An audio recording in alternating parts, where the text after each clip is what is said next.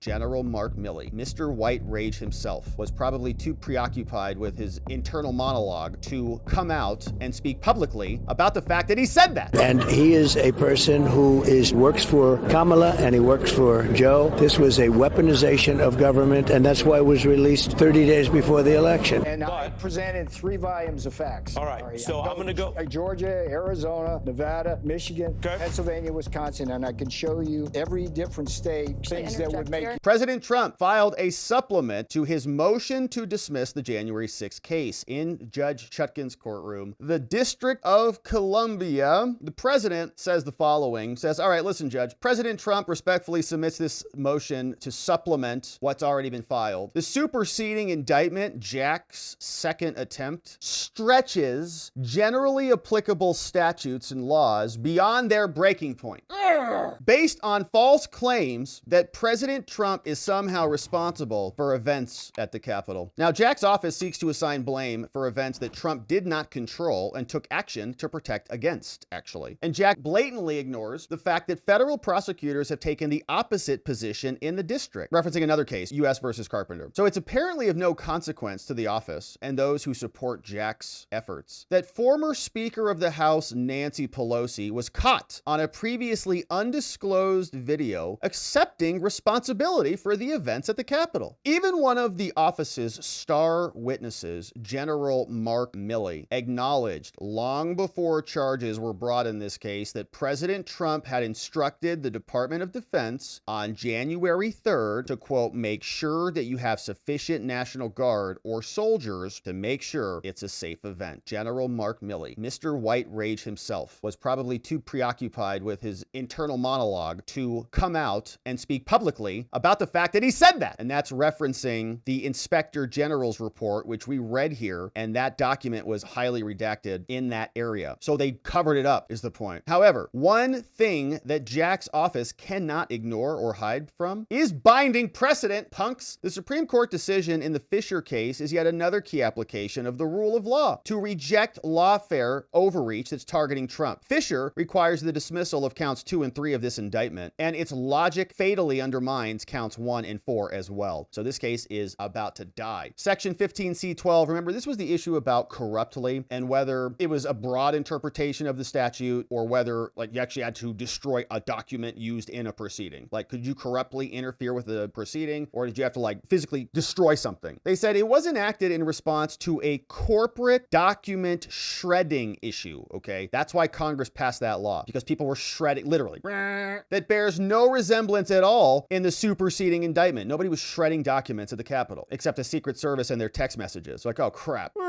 Under Fisher, the office may not use the statute as a catch-all provision to criminalize otherwise lawful activities that are selectively mischaracterized as obstructive by those with opposing political views. As Fisher, that case confirms, if you're going to charge that statute, the 15C12 statute, it requires proof of evidence impairment, like evidence was actually impaired, documents destroyed, wrecked, mutilated, whatever, coupled with corrupt intent, like you wanted to manipulate that document so that it would be perverted for the proceeding. Narrow, very particular set of consequences and circumstances. Now, once stripped of President Trump's official acts subject to immunity and protected First Amendment political advocacy, because Jack deleted all that from indictment number 1, the superseding indictment lacks sufficient factual allegations to support either element as required by counts 2 and 3. So Jack got rid of all the bad stuff and, like, sorry, he took a red pen to it, just like we're doing here, that oops, that's immune, oop, that's immune, oop, that's First Amendment, oop, that's First Amendment, and then came back. And they said, okay, well, he's still charging this. Trump expressed sincere and valid concerns about the integrity of 2020, as he is allowed to do as the chief executive. And he was part of open and public discussion about the use of the contingent slates of electors in a manner consistent with historical practice and contemplated by the then existing version of the Electoral Count Act that they modified. They said, oh, you didn't have any power to do any of those things that you claim. Oh, really? Then why'd you change the law to take away those powers? Because they were there in the first place. And Trump was open about it, right? They were having hearings hearings about this. Rudy Giuliani was on TV like every day. We were live streaming them, talking about this stuff. It wasn't some secret conspiracy. It was all open and done in the public. The congressional record from J6 reflects lawful debates on certificate objections that are contemplated by the law. Everything that was happening was part of the process, as well as acknowledgement of the historical precedent for the contingent slates. There is no precedent at all for a criminal prosecution based on the record. There is precedent for doing what the electors did. There's no precedent for prosecuting them. Now, under these circumstances, Jack's office cannot establish the required nexus between the alleged obstruction and any evidence used in the certification proceeding. You can't show there's an overlap or that anyone even acted with corrupt intent. And so Fisher, the Supreme Court case, forecloses the office's Jack's efforts to rely on events at the Capitol to support those charges. He can't do that anymore. And the superseding indictment also does not sufficiently allege that Trump impaired or intended to impair or did any damage to any document that was ever used in an official proceeding. So you can't meet the elements. You can't check the boxes. The limiting interpretation that the Supreme Court applied to the statute also strongly supports Trump's narrower interpretation of that section as charged in that count. So in other words, if you were overbroad here, Jack, you're probably overbroad here in this count and here in count 4, because that interpretation is going to carry over. They expanded and perverted all of these statutes in order to charge him. And so therefore, this should all be dismissed. Now here's some discussion. Trump's defense writes, in Fisher, the Supreme Court rejected the unbounded interpretation of this statute, 1512C2. Biden and Harris created it, their interpretation. They expanded it without any limit, like all of the other prosecutors we talk about, like Letitia James did to prosecute Trump, like Fani Willis did to create her RICO. Same concept. And that threatened to override Congress's careful delineation of which penalties were appropriate for which offenses. You have criminal conduct that requires action, and then you match the penalties to that action. That's why the penalty for robbery is different than shoplifting, because there's different conduct. Now, the petitioner in Fisher was charged with a violation of 1512C2 based on allegations that he was part of a crowd that trespassed into the Capitol. You hear anything about destruction of documents? No. Was involved in a physical confrontation with law enforcement and delayed the certification process. Is that it? Is that the interference? Well, the Supreme Court overruled a divided panel from the lower court, and they said, no, that charge was properly dismissed, okay? There was no interference of the documents. The law says X, Y, and Z. You didn't hit those. So dismissal was appropriate because this provision, which has been perverted by our corrupt government, okay, they're supposed to do justice. They're not supposed to find statutes that they can use to enable them to charge anybody they want anywhere, anytime. And the Supreme Court said that this cannot be used as a catch-all provision that reaches far beyond the document shredding that's criminalized and similar scenarios that prompted the legislation in the first place. To prove a violation of 1512C2, the government must establish that the defendant, the person charged, impaired something for use in an official proceeding, records, documents, something, or other things used in the proceeding or attempted to do so. It's very specific. Records, documents, objects, something, not just delaying the certification. The Fisher court rejected the government's novel interpretation that says they can do whatever they want anywhere because it would wrongly criminalize a broad swath of prosaic conduct, exposing activists and lobbyists alike to decades in prison, which now that they mention it, I guess it depends who's in charge of that rule. You know what I'm saying? Now, those peculiar results underscore the implausibility of the government's interpretation. But before Fisher was decided, Harris and their DOJ had used 15C12 to either charge or convict 259 people who didn't touch documents. Probably. Maybe some of them did. And now the DOJ is continuing to assess many of those cases, but has already acknowledged thus far that the decision severely undermined their position in at least 100 of them. Oops. Now, specifically, so far as has been disclosed, the decision forced prosecutors to consent to the dismissal of 40 cases that had been adjudicated before the Supreme Court issued Fisher, and to abandon that for 60 more of those defendants. 100 cases gone, which is excellent news because they shouldn't have been charged in the first place. You think those people are going to get their lives and time back? No. Trump's case should be among the next to be abandoned, and if not, it should be dismissed. Now, Jack's office relied in his indictment on immune conduct to oppose Trump's motion to dismiss. The superseding indictment contains many of the same allegations, and Fisher validates President Trump's arguments regarding the misuse of 15C2 in this case. And so therefore, everything else needs to go. Prior to Fisher, Trump argued in the motion that the violation of C2 was defective because submitting contingent slates of electors and alternate certificates and advocating that Pence take action was not obstructive at all. A conspiracy conspiracy with that non-obstructive object, which is to actually do his job, does not violate the law. And Trump's interpretation is also endorsed by Fisher. And we've also got First Amendment protections that come into play as well. Now, the special counsel's office opposed the motion. They argued that the charges were consistent with the D.C. Circuit split, and the Supreme Court later overruled. The office proceeded then to use fanciful and inaccurate language to describe actions by President Trump and his advisors that are subject to presidential immunity. As Trump will establish in his forthcoming response, the challenged conduct, when described accurately, when it's placed in context and stripped of the office's rhetoric, it is official because it was undertaken to ensure the integrity and the proper administration of the federal election, right? So Jack Smith just emotionally conjugates the language. The office relied in their motion on an alleged communication that said, within the executive branch. However, the office excised that allegation from the superseding indictment. Ho, that's interesting. So the indictment is getting rid of that, but then they reintroduced it and all others like it because the Supreme Court held that Trump is absolutely immune from prosecution. So they took their red pen and anything within the executive branch kind of got deleted. They also cited exaggerated allegations about Trump's interaction with Pence, which they included in the superseding indictment as well. Now, under Fisher, these allegations do not concern the type of evidence impairment that is within the scope of 15c12. It's about destroying documents, but they're talking about Pence. And the Supreme Court also held that Trump is at least presumptively immune from prosecution based on those interactions. Now, Jack's office also pointed to alleged interactions with state officials, and those allegations are also included in the superseding indictment. The allegations lack the required nexus to evidence impairment. No evidence was destroyed based on that. And Trump will also establish that these communications are also subject to immunity. In fact, the Supreme Court said that the president, quote, may speak on and discuss such matters with state officials, even with no specific responsibility, requires his communication to encourage them to act in a manner that, from the president's view, promotes the public good, right? The president can talk to state people. He's the president of the country. Doesn't need a specific responsibility to do that. It's part of the job. This follows from the president's broad power to speak on matters of public concern. Presidential power, immune, which includes public communications about the fairness and the integrity of federal elections. The president can talk about that. That's part of the job. Take care clause of the Constitution says that. And so the Supreme Court wrote all that in there, but Jack criminalized that. Jack's office also sought to defend the 1512 charges based on their false allegations relating to the responsibility for the events of J6. And they continue to do so, including in their second indictment, where they falsely alleged that Trump sought to leverage the events to retain power. These allegations do not render Trump factually or legally responsible, let alone criminally culpable for the actions of others. Leveraging the events to retain power, he's not liable for that. Absent direct calls to imminent lawless action, which Jack's office does not even come close to alleging. Bedrock First Amendment principles permit public speakers, including Trump on J6, to speak their mind without fear of criminal prosecution for the unlawful acts of others. The heckler's veto. See Brandenburg versus Ohio, Watts versus United States. Now, in addition to this,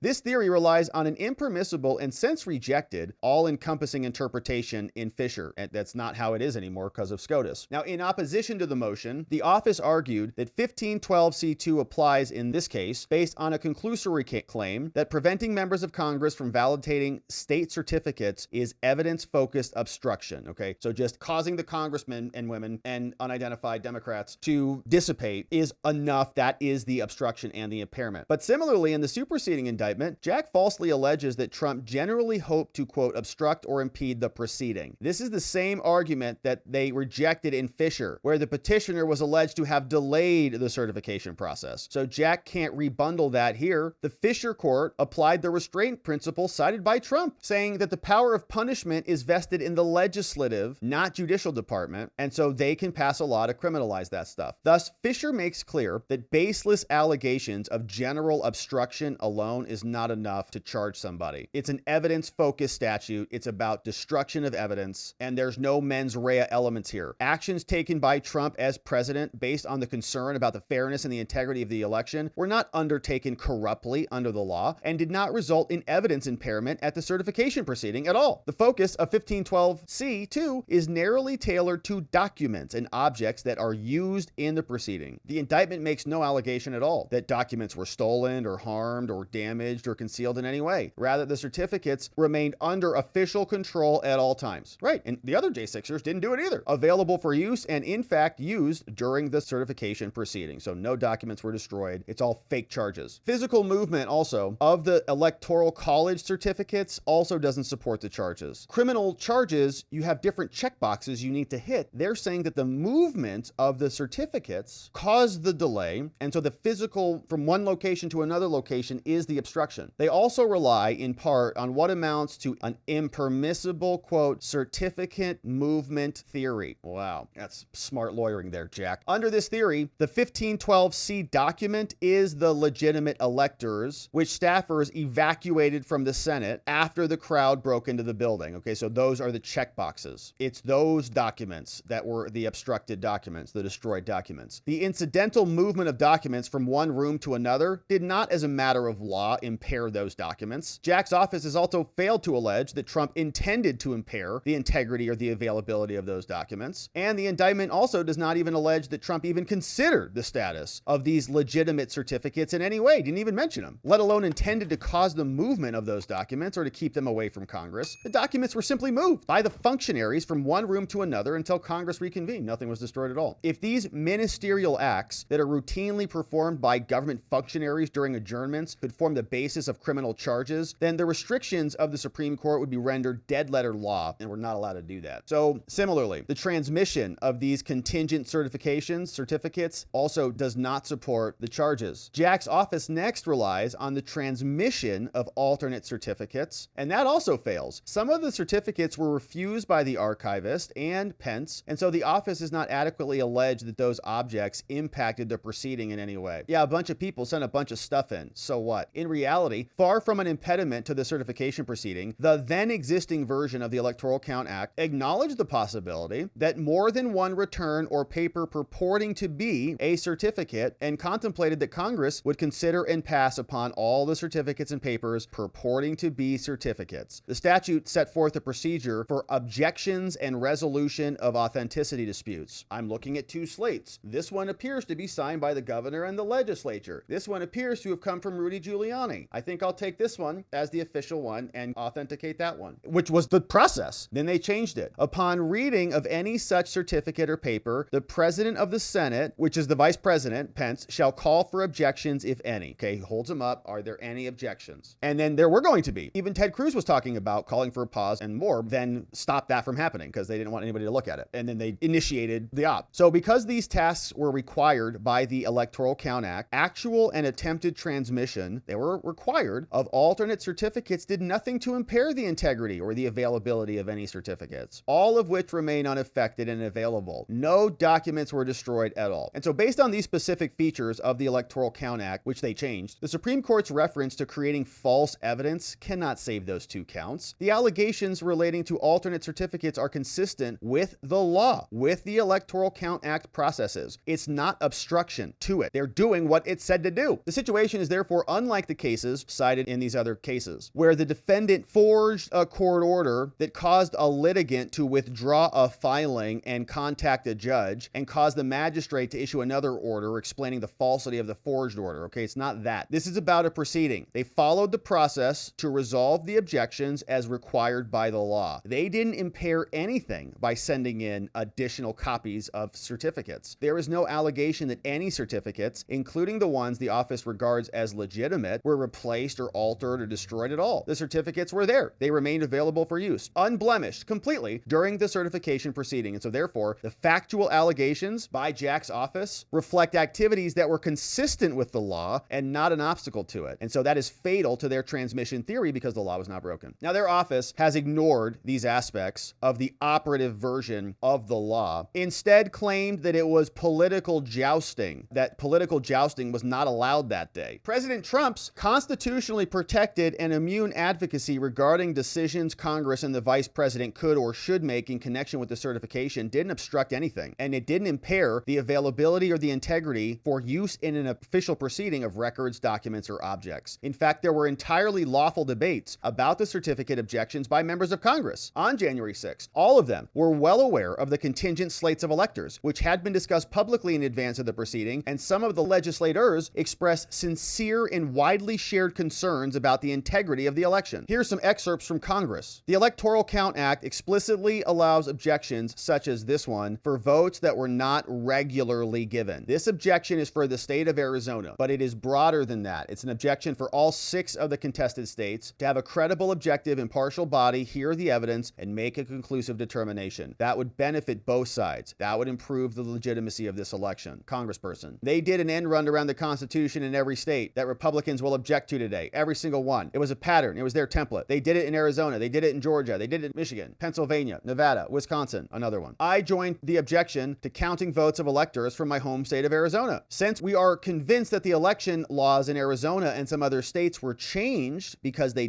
changed them, usurping legislature and their legislative powers, we have a responsibility today. The slates of electors produced under those modified laws are not ratified by the legislature. They're entered into by corrupt secretaries of state and private third parties. They're not regularly given. They're not lawfully certified. And so they object. Someone from Pennsylvania. The bottom line for my constituents is that Pennsylvania's officials at all levels failed to conduct a uniform and legal election. And for that reason, they inappropriately and unlawfully certified the state's electors. You're allowed to make those objections. You're allowed to say those things. It's been happening in our Congress forever. Only now are people being prosecuted under this theory. Now, to the extent that Trump's official acts contributed to or otherwise facilitated this type of debate in a manner that promotes Trump's view of public good, that conduct was the opposite of corrupt. It's to expose the corruption, and it doesn't violate the law because you disagree that it was corrupt. You say it wasn't, we say it was. That's for the public to decide, and we have these debates about it. You don't turn around and criminally charge somebody. Now, the lack of obstruction and corrupt intent is underscored by the fact that Congress even changed the law in 2022 to say now what Jack's office apparently wishes the statute said back in 2020. And moreover, congressional remarks during the J6 debates established that there is historical precedent for certificate objections. You're allowed to do that. Some claim today that today's objection set new precedent by challenging state electors. That claim, of course, ignores that Democrats have objected every time a Republican candidate has won an election over the past generation. They object all the time. Jamie Raskin was objecting to Trump. Not since 1985 has a Republican president been sworn in absent some Democrat effort to object to the electors. But when we do it, it is the new violation of all the norms. And what are the Democrats objecting to the electors with? Why are they calling for an objection? Because they have an alternate theory about irregularities in the underlying election. Raskin did it. Never got indicted or had his home raided. Now, thus, there is a long history of similar lawful efforts in connection to this, but there's no corresponding history of criminal prosecutions arising for activities that were provided for and allowed under the law under the ECA at the time. And so these other counts should be dismissed as well, Judge. Now, consistent with the fact that Jack's office has failed to present factual allegations suggesting that Trump acted corruptly, quotes, they have not adequately alleged that he intended to violate these other statutes as well. Similar to this, these are legally unsustainable applications, and you must reject this approach because the Supreme Court says so. Now, the indictment also lacks factual allegations to support this charge. Trump's public advocacy was consistent with historical practice, and he was allowed to do this under the Electoral Count Act. He's allowed to ensure the integrity of the election and to make sure that the right to vote is protected. Now, for the same reason, Jack's office cannot establish that unlawfulness under the Constitution was apparent. This is fatal to specific intent requirement. Trump needed to specifically intend, essentially, to cause the outcome. To hold otherwise would assign an untenable scope to the statute, similar to the unlawful breadth that the DOJ unsuccessfully advocated. There's no fair notice here. It's got vagueness defects, and so count 4 should also be dismissed. Now, as to this final count, 371, it's also unlawfully broad. Their interpretation would cast a pall of potential prosecution over the basic compact underlying representative government, which is that public officials listen to their constituents. The Supreme Court confirmed that if you criminalize this, it could present unique risks to the functioning of the government. And this is the sort of overbroad, atextual interpretation of criminal law that they're trying to apply to Trump. And so, for the foregoing reasons, as well as those set forth in the prior filings, this superseding indictment should be dismissed. Signed by Trump's defense, Todd Blanche, Emil Bove, John Lauro, Gregory Singer. Nice filing here. Now, Trump is reacting to Jack Smith and his new filing. Here's what the president himself has said. We know that Special Counsel Jack Smith had